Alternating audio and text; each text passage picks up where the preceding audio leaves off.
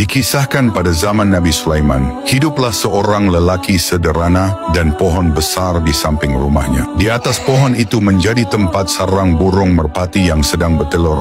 Pada suatu hari, istri dari lelaki itu menyuruhnya memanjat pohon itu untuk mengambil telur merpati agar dijadikan makanan untuk anak-anak mereka.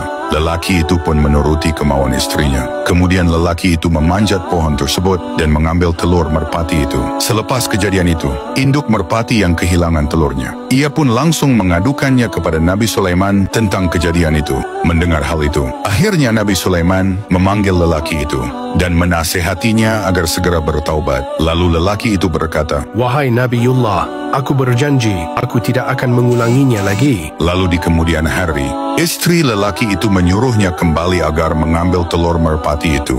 "Wahai suamiku, panjatlah pohon itu dan segera ambil telur merpatinya." "Wahai istriku, aku tidak akan melakukannya lagi, karena Nabiullah Sulaiman telah melarangku agar tidak melakukan hal itu lagi." Sang istri pun tak henti dan terus membujuk suaminya, sehingga suaminya pun menuruti kemauan istrinya. Kemudian lelaki itu mencoba memanjat pohon tersebut dan mengambil telur merpati itu. Lalu induk merpati kembali mengadukan hal tersebut kepada Nabi Sulaiman. Mendengar hal itu, Nabi Sulaiman pun marah. Kemudian Nabi Sulaiman memerintahkan 2 jin untuk menjaga pohon itu. Lalu Nabi Sulaiman berkata kepada jin tersebut, "Jika lelaki itu terus mengulangi perbuatannya, jatuhkanlah ia dari pohon." Setelah mendapat perintah dari Nabi Sulaiman, kedua jin tersebut bergegas pergi dan melaksanakan tugasnya. Setelah beberapa waktu, induk merpati itu bertelur lagi. Kemudian lelaki itu segera memanjat pohon. Belum sampai di atas, tiba-tiba datanglah seorang pengemis mengetuk pintu rumahnya. Lelaki itu pun segera turun dari pohon.